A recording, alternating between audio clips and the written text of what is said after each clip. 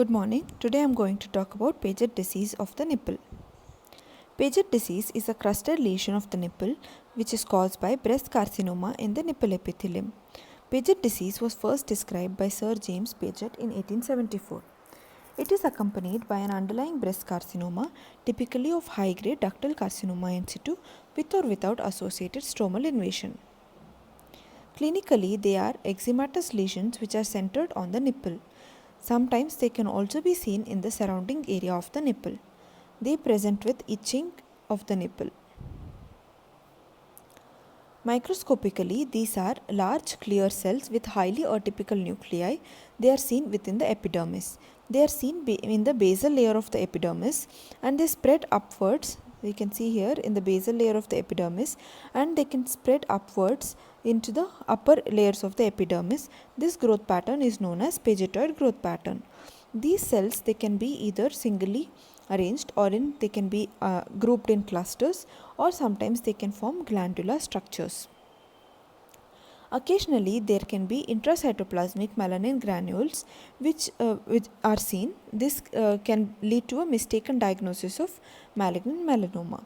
The underlying breast carcinoma is practically always of high-grade ductal type and is composed of cells similar to those present within the epidermis. Paget cells usually stain positive with mucin stains. Immunohistochemically, they are positive with epithelial membrane antigen. In this picture, we can see the epithelial membrane antigens is showing positivity in the Paget cells. They show positivity with HER2 and polyclonal carcinoembryonic antigen, some low molecular weight keratins, cytokeratins, and GCDFP15 protein. They are negative for high molecular weight cytokeratins and S100 protein. Coming to the main differential diagnosis which can be considered in cases of Paget disease. Firstly, Bowen disease, that is squamous cell carcinoma in situ. Secondly, malignant melanoma, and thirdly, Toker cells. Toker cells are epithelial cells which have clear cytoplasm and they are present in the nipple epidermis. Sometimes they are present in numerous numbers and they also show atypical features. So they have to be distinguished from malignant Paget cells. Some of the immunohistochemical stains are necessary to help differentiate all the three differential diagnoses from Paget disease. Firstly, coming to mucin, Paget disease is the only one which stains positively with mucin, for mucin. Secondly, cytokeratin 7, which is positive in Paget disease, whereas it is negative or low reactivity in malignant melanoma and Bowen disease, whereas it shows positivity with Toker cells.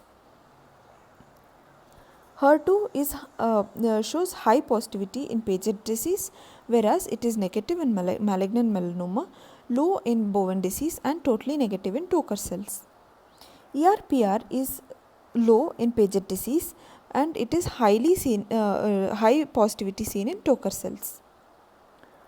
S100 is positive in malignant melanoma cases, whereas it is not negative in Toker cells and low positivity seen in Bowen disease and Paget disease. HMB45 is again positive only in malignant melanoma cases. So, in summary, Paget disease, we can differentiate it from other diseases by mainly doing mucin, S100, HER2 and cytokeratin. Thank you.